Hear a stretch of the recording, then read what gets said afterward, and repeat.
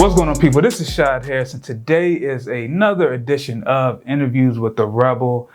And today I am sitting down with, let me see what adjectives I can give you. Cinematographer, content creator, director. Yes. All those things, plus many more. We have Metta Batset. That's it, right? Yes. Great. Okay, cool. But if you're following, you probably know it's Digital Fruit Snax, which is the greatest Instagram name of all time. Thank you. No problem. How are you doing today? You done turned the thing. I'm good. You good? Yes. Okay. So for the people that don't know you, who are you and what do you do?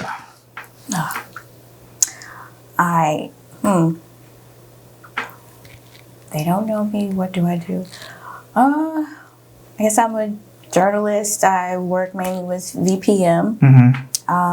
That's the PBS affiliate in Richmond. Okay. And then, have my little Digital Fruit Snax. Okay. I just be out here. Shooting and whatnot? Shooting and whatnot, Okay. Making a living in things, All right, so we're going to get to the icebreaker real quick, right? Yes. Which I kind of prepped you beforehand so you can kind of, get it together. I would have been in silence for like 5 minutes. No. Yeah, we can't have that. Nah. So, if your life was a movie, it was just Metta, the return of Metta. Oh. Metta 2, the return, or something like that. Yeah. What would be the 3 to 5 songs that would be on your soundtrack? And these songs could be, over the course of your, from your high school years to college, early adult to, where you're at today. One would just be the sound of a Negro spiritual. Okay. And they're like, I can see that being like the intro. that part. Okay. The dip and then brings you back before you fall. A little Mahalia Jackson. Yes. Okay. Then The Princess and the Frog. I'm almost there. Okay. Because when I heard that song, I was just like in the theater, like, oh, just crying, like,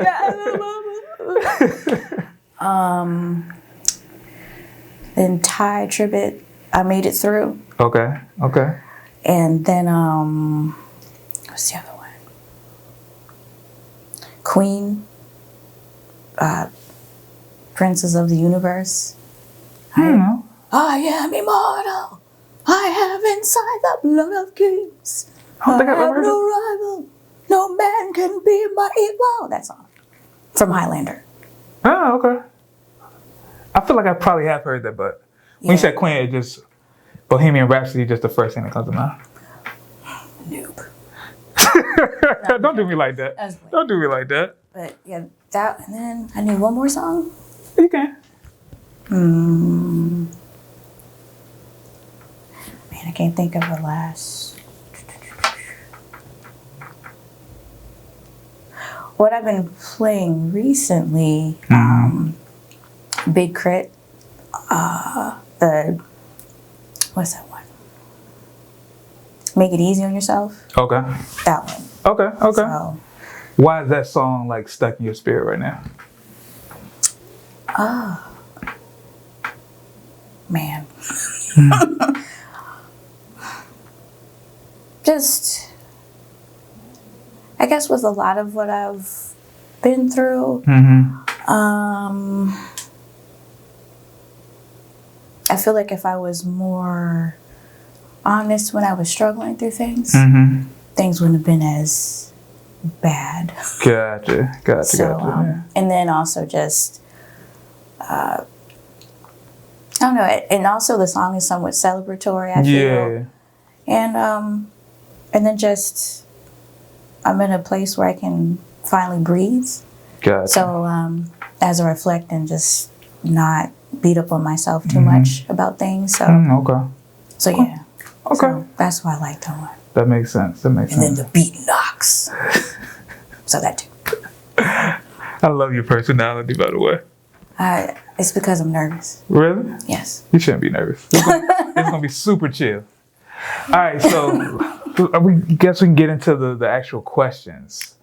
So, I believe every story, you know, as a storyteller yourself, you know, every story has like a backstory or the origin story. So, what was your origin story like? What got you to where you're at today? What are the moments in life?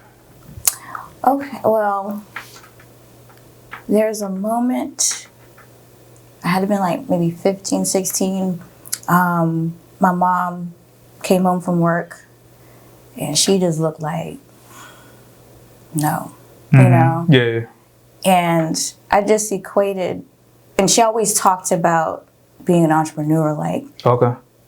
like you have no choice in life. Was she an entrepreneur? She she had a 9 to 5, but she always had other side business. hustle, yeah. Always. Yeah. And the way she would just light up about talking about her business, it was just like, all right. You got to do it. Yeah. She would just always talk to my brother about, you know, you want to have your own business. Don't be out here working for these people. So, yeah, she came home and she just looked like, nah, am I allowed to use swear words? Yes, you can. Her face was like, fuck all that. Yeah. So, and then I equated a uniform with that feeling. I know exactly how that goes. Yep. I remember praying in my room in Goochland County, like, where's that at? It's a real place, I promise you. It's going towards Charlottesville. Oh, okay. Okay. It's real. It's like Goochland. Goochland County. That sounds country. It is. Yeah, okay. Okay, continue on. Continue. Yeah. As you were. So I remember praying and just like, Lord, I don't know what I want to do as long as I can just wear jeans and a t-shirt every day. And something creative. Right. But I just did not want to have to be dressed up and it was just like gross. Yeah, I feel you. So I knew I wanted to do something creative. I thought I was going to do graphic design or animation. Is this like when you're like in high school? Yeah, like Okay. I've always drawing was my first love, and writing and all that stuff.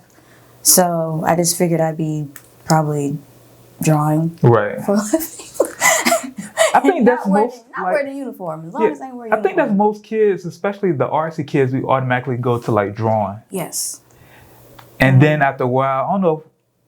I wonder like what is that trigger with all kids to be like, you know what, this isn't going to be a career, or I just don't like doing it anymore. Like, it wasn't that I didn't like doing it. I got accepted to VCU, and you do AFO, and then after you do AFO, you have to apply for your intended discipline. And if you didn't make it into that, they just threw you into the sculpture department at the time. So I think it was just one of them things like, you know, nah, you're not. I don't want to say you're not good enough, but not for this program. Gotcha. So it was just like, oh, well, I just knew I was going to be drawing for a living, graphic design. So, is there anything particular that you like wanted to draw or illustrate? No, I just. Well, you just wanted to draw. Yeah, I just always, I was either drawing, writing, or making clothes. That's all or either outside of my brother. Yeah. So you're really like the overall creative. Yeah, I don't know what else to do. Right. I don't know what I be doing with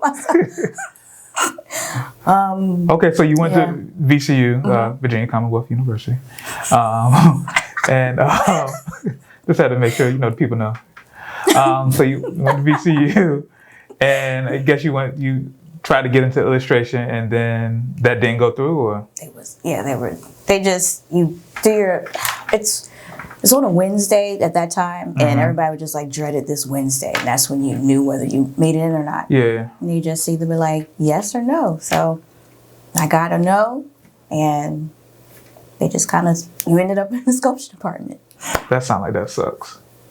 It did, because you're just like, I don't sculpt. Right. I'm a 2D flat plane artiste. Right. I don't mold. Pencil and a pad. Yes. Okay. So I was very lost. However, at that time, the sculpture department was adding new classes. Yeah. So computer graphics, kinetics, and they had a video tech course. It was like a little short course. Yeah. And I'm just like, well, I always was interested in editing. I always wondered how they shot those things when I was younger. So I took the video tech course, and this is when they had the little tape deck, the 2 tape decks. Okay. And LEs weren't a thing just yet. Yeah. So that was kind of fun. And I loved it, and played around with stop motion animation, all that stuff. Okay. So not getting into communication arts and design, I think they call it something different now, was a blessing. Yeah. So I shifted into video. And then I did kind of find my voice as a sculptor a little bit. But so when you first started, what did you love about, doing the video stuff though? I always like puzzles. So it was just the whole like, doing video, how do I piece it together? Because I remember I would watch stuff when I was young, like, so do they shoot this person and then they shoot that person, then they shoot this person? So I've got to figure out how they did it, and I loved animation too. And I discovered Michel Gondry, who did a lot of stop motion stuff. Oh, okay. So I liked that aspect of it as well. Okay. And that's helped me really understand editing, like if you keep, this, still, but move that, then it's like, this is alive or whatever. Yeah. So I liked how the little simple effect could do all of that, Gotcha. So Okay. it was the piecing it together. I had interesting friends. So you'd be foolish. It was fun. Okay. So when did you decide that you want to kind of do that professionally, or were you thinking about that while you were in college? The profession decided for me. Really? My teacher, who was like, he liked my work. Yeah. Shout out to Mason Mills. I still work with him. Okay. And he told me that PBS was hiring. So I'm like, okay. I was just like, I'm gonna do something. Like the profession just, I don't know, it just found me. I'm grateful because like at the time there's a lot of home stuff that was going on, so I wasn't really performing as well because I was distracted by home stuff. So that video tech class was life-saving. Really? Yeah, for me. And then my last 2 years in the sculpture department, I had 2 teachers, Kendall Buster and Simone Allen. They were like, well, you can still do like drawing 2-dimensional, like sculpture can be anything. So I was just like, oh. So after that, the last few years I was on it. Yeah. Because for me, and no offense, I'm not trying to be disrespectful to people who sculpt or anything like that. But for me, it was like, I don't understand what the purpose of a sculpture is. So it was very hard for me to kind of really get into it. Make it. Yeah. So I was able to make pieces that weren't functional, but still had a function. Gotcha. So when I had that brain hack, it made it easier for me to do sculpture stuff. Okay. All right, so you got out of school and went straight to PBS? When did you do your first episode of Wishbone?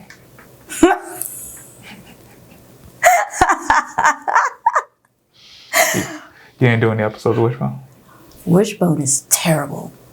Wishbone is a great show. He is a horrible actor. Wishbone is a great show. Just joking. That's how you learn about your history. I'm just kidding, y'all. I'm just joking about Wishbone. Don't come for me. Wishbone was cute, though. It was an What's awesome the show. story, Wishbone? You can't say Wishbone and not sing the song. I forgot the song, but I remember the show. It's a great show. Well, anywho. So. Anywho me? Yeah, anywho. All right. So, like, what type of stories were you telling for PBS? Because I really don't watch the channel. I just know it had Wishbone and the Magic School Bus and like Sesame Street and all that type of stuff. Shout out to Mrs. Frizzle. Yeah. I was thinking about an inappropriate meme. A lot of history related. The let's see. Yeah, a lot of the stuff was history related. Okay. And my first piece was on, his name was Raymond Cherry. He was part of the Negro League for a little bit. Okay. So a lot of his stuff was just Virginia based. I did a lot of, well, first I was a production tech, so a lot of wrangling cable. Have you ever wrangled cable? Yeah, the great stuff.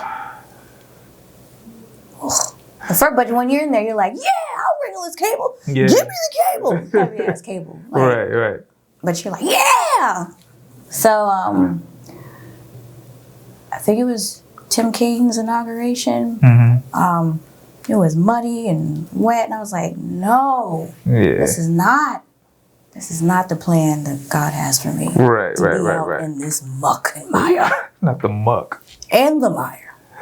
Both of them. Right. So yeah, I was just looking at like, okay, I need the jobs where they chilling and they're not out here. And what jobs were those? I was either doing audio or editing. So I'll either do audio or editing. Yeah. So I started becoming a pest and asking, can I help edit? Can I do this? Can I do that? And so I did a lot of tape logging by hand and all that stuff. And finally got my big opportunity co-producing this, what is it called? Witness to a Century. Okay. And they interviewed, was it 11 centenarians about what they've seen the last 100 years. Yeah. So that was like really cool having my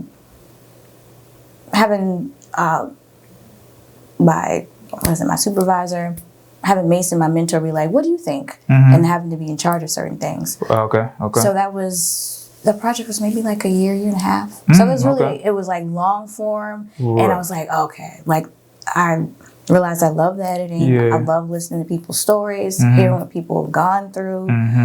I really liked the process. I liked that I was inside. Yeah. I liked that there were snacks.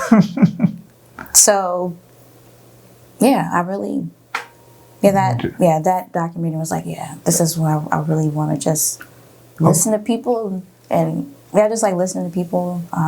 Tell their stories. So is that something that you still like with the visuals that you create now? What type of work do you like doing the most of? Man. I know before you said, you don't like doing weddings. No. Yeah.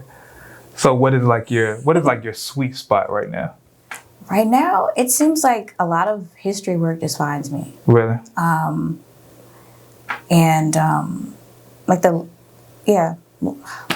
let's see. I was producing stories for a show called Virginia Currents for about 7 years. And it was just nice. It was like a wide range of topics. Have artists, people who, pain and purpose type stories, entertainment, human interest, stuff like that. Right. So that is how I learned how to really shoot and learn how to interview, learn audio, because it was that position I kind of saw an opportunity to make a position for myself. Yeah, that's the best way to do it. And I didn't really know how to shoot and do all that stuff. But I'd been editing for 2 years, so I just knew that it needs to look like this, it needs to sound like this. We'll figure out how to make it. And I was like a crew by myself for like 3 years just trying to figure that out. Really? Yeah, so it was fun. That's a struggle. Yes. Yeah. Yeah. So like when you're saying like you want to do like 3 cameras by yourself, I'm just like, it's a lot, but Yeah, because you're like having to engage the person to make them feel that you're but then you listening also to worried them. about like these You gotta cameras. make sure the cameras are good. You gotta make sure, because right now I'm just like I'm like want to make sure my hair isn't hitting your mic because I know you can't really listen. But it's cool though. Yeah. I feel like I got into a science on how to work by myself. So yeah, it is a science being able to work by yourself and being able to troubleshoot. Yes. Because when you by yourself, I remember I was on a shoot and I was helping out a coworker. Shout out to Kristen. How you doing, girl? We were in where were we? Eastern Shore. Okay. And the lights weren't working. And so they're like, well, I guess we need to reposition. And I saw that the talent, they had a mirror. So I'm just like, we're going to use this mirror. We're going to like bounce so we can at least use it as like a diffusion. Yeah, just so she can have some light on her face. Right. I know we've had to do like voiceovers and to try and block out sound. I've held pillows beside people. So it's like, there's a lot of like, I will use these leaves to fashion something if I need to. It's a lot of figuring it out. A lot of figuring out. It's fun. At first I was like, I hate it. But then See, I'm horrible with like thinking on the spot. Yeah. Especially when it comes to like making sure a concept kind of flows. So I usually try to like write everything out. Like pre-production is like my jam right there. So I can kind of like match everything. But when I'm on set and they're like, well, we don't have this whole scene. Like we don't have the people for that. I'm like, oh my God, like what am I gonna do? Like I just hate that part of it. I'm getting better at pre-production. As at first it was just kind of like, I would just kind of go in and just like scan everything and then just figure it out. Yeah. But now I'm realizing like you might want to write things down. Right. So I've kind of shifted into doing that. Writing things down. We're gonna figure it out. Yeah. Okay. Yeah. All right, guys, we're just taking a break from this video for one quick second, just to remind you guys that if you're enjoying this video, please consider subscribing to this channel. This channel is all about empowering different creators and entrepreneurs to really live the life that they want to live and make the money that they want to make. So if you like this video, please consider watching maybe the last 2 or 3 videos that we put out, because I know you'll probably like those as well. So before we get back to the video, go ahead and just take 5 seconds, hit subscribe, and you're gonna love every minute of this journey that we're on. So once again, I'm Shy Harris, in case you didn't know, of the Rebel Society, and let's get back to this latest episode. Wait, what type of work do you do now? I know you say you do a lot of, history stuff that usually finds you, but. Yeah, that stuff just kind of, it finds me. I'm branching off into doing more conceptual stuff. I would like to collaborate more with people to do more conceptual, not so serious things. Gotcha. Because a lot of the history stuff, it's very serious. Yeah, and it makes you want to punch a wall. Yeah. When you really learn. Right. Stay woke.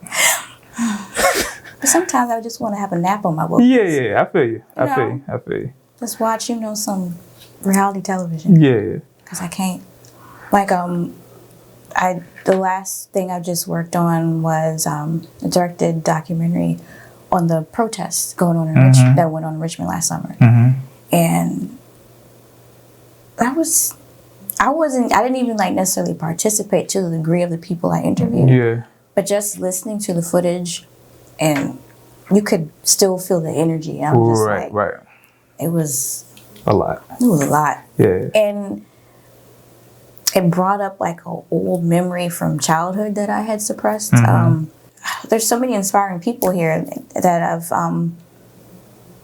also have become friends with, and it's made me fall in love with the Hampton Roads 757 art scene too. Yeah, it's a lot of dopeness out here. Yeah, so many low-key people who have had mainstream impact around here, and they're so chill about it. Yeah. And I'm just like, okay. Yeah, it's a lot of that around here. A lot of that around here.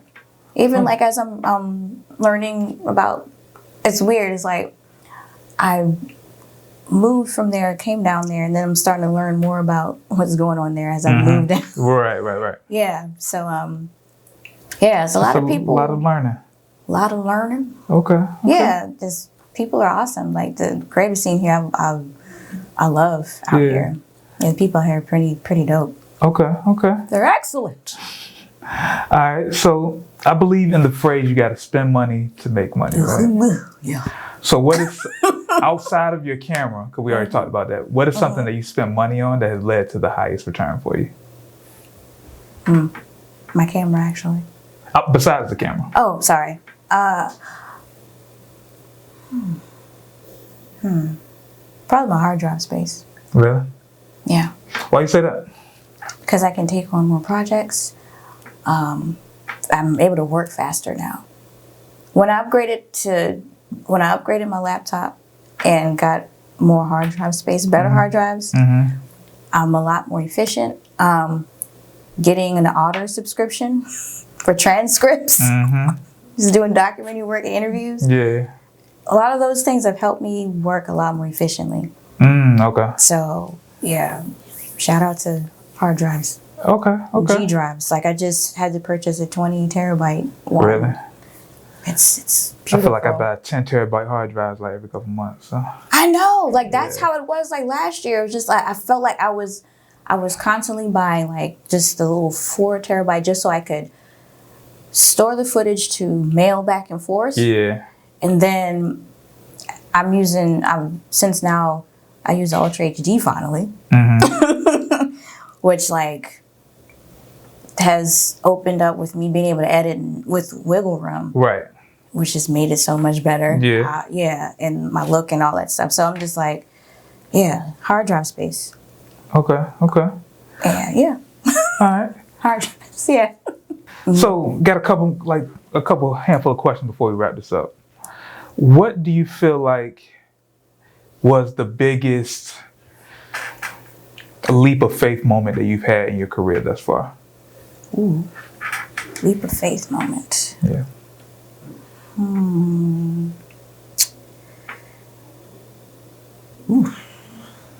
the moment where you had to like, you know what, I gotta do this, but I'm scared, but I'm gonna do it anyway.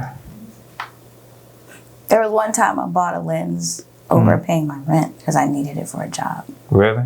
So I was like, I was like, Lord. What type of lens was it? It was a 50, it was a 1.8. Oh, okay. I needed it because I saw how limited I was. And then me not having a bunch of equipment, I was like, I need lenses I can handle. Right. Songs of light situations. Yeah. So that was definitely a leap of faith. So how'd that work out for you? Oh, it worked out. Really? The rent got paid. A gig within like 48 hours, another gig came through to like cover the cost of that lens. I'm just like, you had to do there can be miracles. Like, had to do the ugly crowd with it. Had to do the Viola Davis. Viola Davis. Snot bubbles. I had dreams too, Troy. So, yeah. Okay. All right. So another question is, what are like 2 to 3 moments in your life that really changed the course of your life? Or the 3 moments that actually, I like the way I rephrase that. Actually, I'm not going to correct myself. Yeah, I like the way I said it was superb. Yeah, I said what I said. So, what were the like 2 or 3 moments that really like changed the course? Like your life was going this way, something happened, and you just kind of went left. That was actually right, but you know what I mean. Your other left? Yeah.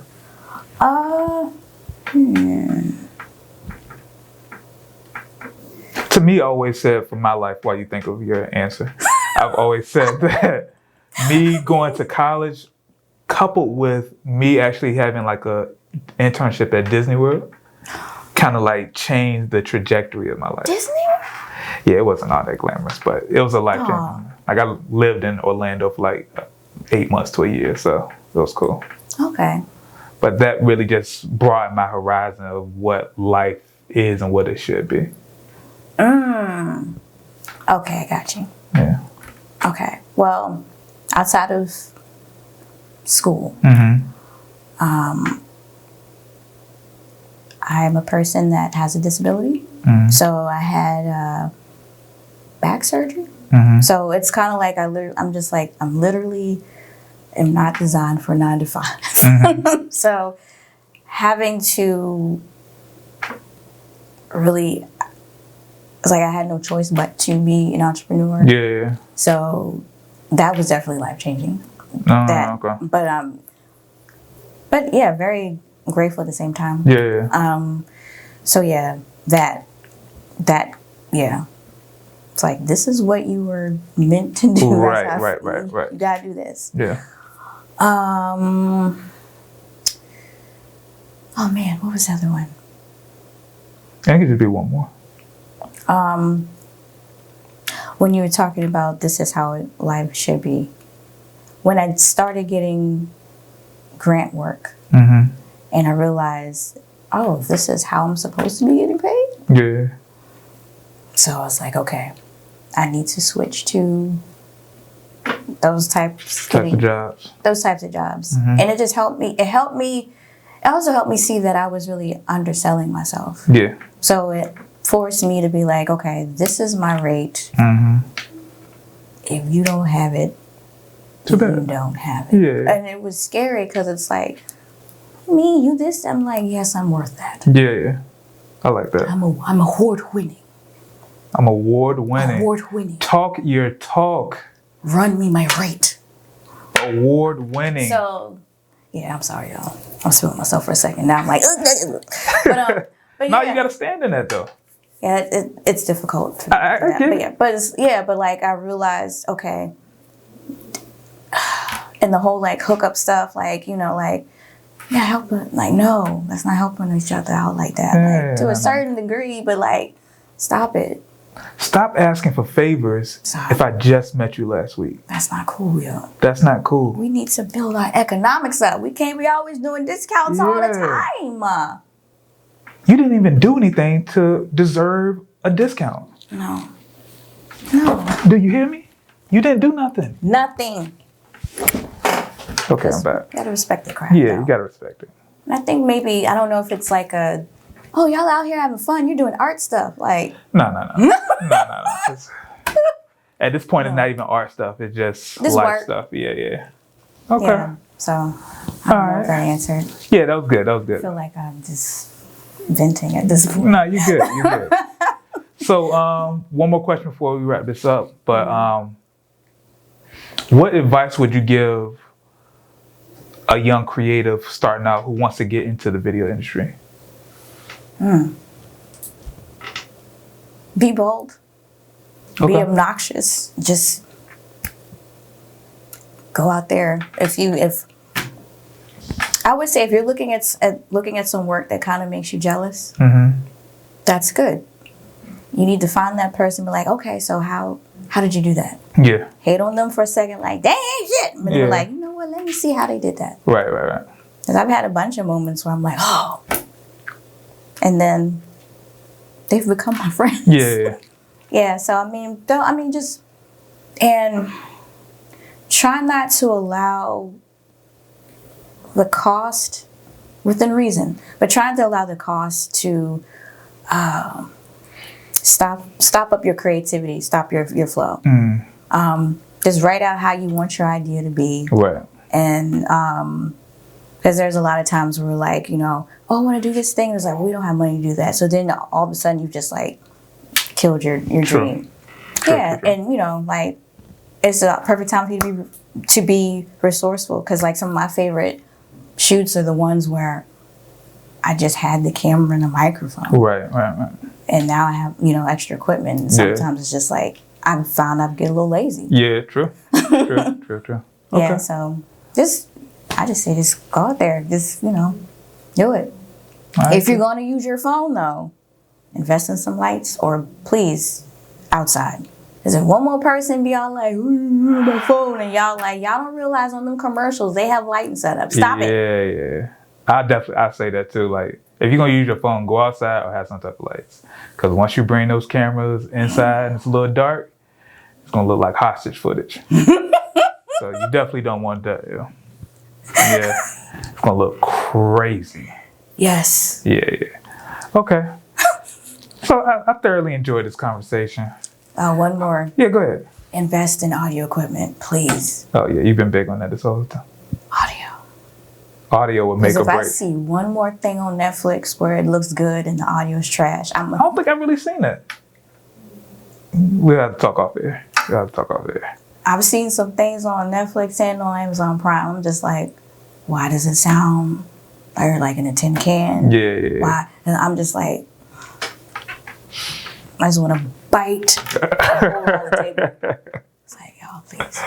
Okay. Audio, please. Get your audio right. Yeah, you can throw a filter on the visual part if it, you know. It's all safe, but get your audio right. Okay. All right, cool. And I think I'm done. All right.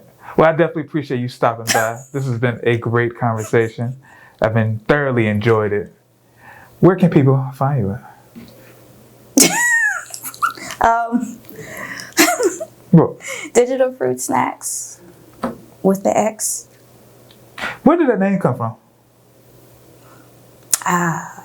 Man, I was driving up the country road. Uh, Because I had another name called the Spontaneous Creative. Digital Fruit Snax is better. And Digital Fruit Snax was just going to be like, oh, my blog thing. Yeah. But then I had to get rid of that name. Mm-hmm. And then I just had Digital Fruit Snax. Okay. And I didn't realize how cool it was, I guess. It definitely was. But, you know, I had to do the X, you know, because Yeah. I'm a rebel. What you like doing, I'm a man? rebel daddy. Top 3 fruit snacks ever. Oh, gosh. Well, the Welch's ones. Okay. They're fancy. Okay. Edible fruit snacks. Okay. I don't really mess with edible. They kind of, have me paranoid, so I'm cool on that. Man. Noob. You're weak. Right. We weren't allowed to eat them, but like the little fruit roll-ups, like Fruit roll-ups we are would kind good. of like Fruit by them. the strawberry fruit by the foot. Yes, those, yeah. Even Great Value has the Great Value dinosaurs are always hitting. I've never tried the Great Value Next time you ones. go to Walmart, it's in a white box. They got little dinosaurs on it. They got your red, orange, lemon lime, a lemon, and they got the grape. Those are always hitting. Oh, yeah, you can't go wrong with grape. Can't. I think strawberry or cherry, whatever the red is always a win in my book. You know what? Fun fact. I didn't realize that grape soda was like the official drink of black people until I watched Dave Chappelle. I can see that.